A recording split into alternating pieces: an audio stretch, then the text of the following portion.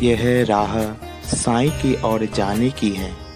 त्याग दे तू मोह माया, जप ले तू नाम साईं का। यह पूरी धरती जपता है साईं का नाम। चाहे हो फूल फल पेड़ पौधे, बस नहीं जपता एक ही इंसान। ध्यान लगा प्रभु पर, हर पल कर नृत्य प्रभु नाम पर। कर तू पशु पक्षियों की सेवा, खुश होंगे प्रभु हमारा। इसीलिए कहते हैं सबसे अलग है साईं पूजा, सबसे अलग है साईं पूजा। ओम श्री साईनाथाय नमः।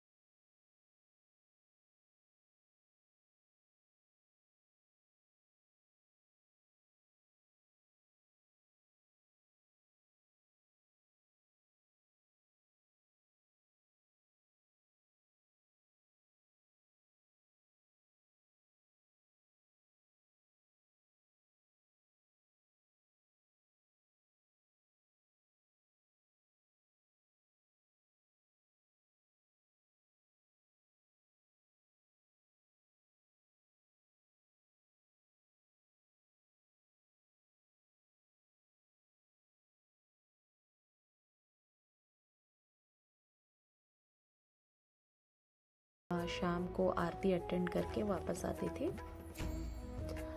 मेरी जो दोस्त थी उसका जो गैप काफ़ी था जॉब को लेके, तो काफ़ी वो रोती थी बाबा के सामने। तो मैं बैठे बैठे हमेशा यही देखती थी कि ये बाबा क्या सच में कुछ चमत्कार करते हैं, ये हमेशा क्यों रोती है आके यहाँ पे।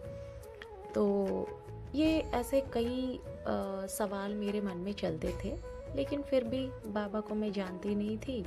तो बस मैं नमस्कार करके मैं वापस आ जाती थी उसी के साथ। तो ऐसे देखते देखते 2-3 महीने ऐसे ही गुजर गए। तो एक दिन ऐसा होता है कि मेरी फ्रेंड जो थी उसको इंटरव्यू कॉल आता है, वो इंटरव्यू अटेंड भी करती है एंड उसको अच्छी खासी जॉब भी उसी कंपनी में लग जाती है एंड वो वहाँ से चली जाती है। तो उसके जाने के बाद मैं अकेली रह गई। लेकिन ऐसा बन चुका था मेरा कि मैं हर शाम, क्योंकि मेरी तभी तक जॉब नहीं लगी थी, तो मैं हर शाम बाबा के मंदिर जाया करती थी। हालांकि मैं बाबा को तब तक नहीं मानती थी, लेकिन कहीं ना कहीं मेरे दिल और दिमाग में ऐसा था कि क्या बाबा सच में चमत्कार करते हैं, क्या बाबा ने ही उसी को जॉब दिया है। ऐसे कई सवाल थे मेरे भी। तो ऐसे देखते देखते मेरे भी 2-3 महीने निकल चुके थे। लेकिन ऐसा हुआ एक दिन मेरे साथ कि मैं भी बाबा को पूछने लगी, और मैंने भी बाबा को मंदिर जाते जाते ये बोल के आती थी कि बाबा आपने उसका अगर लगाया है तो मैं भी काफ़ी परेशान हूँ, आप मेरी भी जॉब लगा दो। बस इतना बोल के आती थी, लेकिन इतना मैंने कभी मांगा नहीं था। बस इतना प्रे करती थी बाबा को और वापस आ जाती थी। तो एक दिन ऐसा हुआ कि मेरा जो भाई है उसका एक दोस्त आता है और उसने मुझे बोला कल एक इंटरव्यू है मेरी कंपनी में, जो कि काफ़ी बड़ी कंपनी है, तुम इंटरव्यू देने कल चले जाना। मैंने भैया को बोला, भैया मैंने कुछ पढ़ाई वढ़ाई तो किया है नहीं, तो मैं कल कैसे ऐसे बैठ जाऊँ इंटरव्यू में, मैं नहीं जाती हूँ, फिर कभी देखते हैं। लेकिन भैया को पता नहीं किया था। भाई के दोस्त ने बोला नहीं मैंने एचआर से बात कर लिया है, और बस तुम एक रात में जितना बनता है तुम पढ़ाई करो और ट्राई कर लो जाके इंटरव्यू देने का। तो जैसे भाई ने भी बोला कि जो कुछ याद है तुम जितना हो सके तुम इंटरव्यू में दे देना, लेकिन तुम शुरू तो करो इंटरव्यू देना। तो मैंने ये एक ही रात में जितना पढ़ाई था उतना मैंने किया, और देखते देखते इंटरव्यू के लिए भी बैठ गई मैं। और जैसे बोलते हैं ना, जैसे बाबा ने मेरी बात सुन ली हो।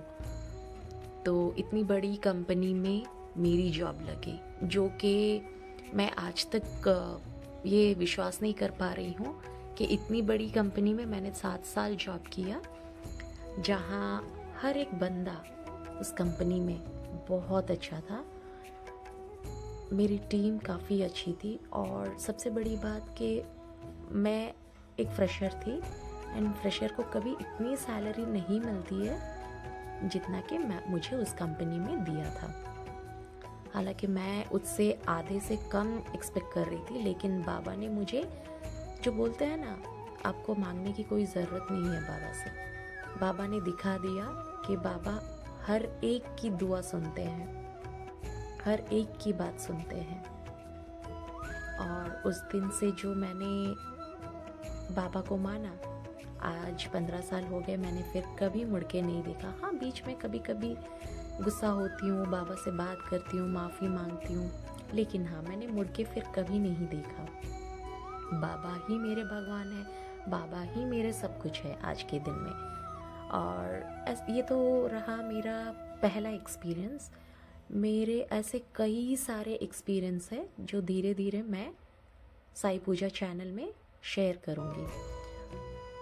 एंड मैं इतना सारे डिवोटी से कहूँगी कि प्रॉब्लम्स आते रहते हैं ज़िंदगी में, लेकिन कभी हारना नहीं चाहिए। कभी आप बाबा का हाथ मत छोड़ना, भले ही थोड़ी सी देर हो जाए कोई चीज़ के लिए, लेकिन आप कभी बाबा का हाथ मत छोड़ना। आपका आज नहीं तो कल वो काम बनना ही है। ये मैं अपने पर्सनल एक्सपीरियंस से बोल रही हूँ। बाबा हर किसी की प्रेयर सुनते हैं, हर किसी का देखते हैं। आप जो भी बोलते हो बाबा सब सुनते हैं, भले ही आज ना करे, लेकिन बाबा करते ज़रूर हैं। और मैं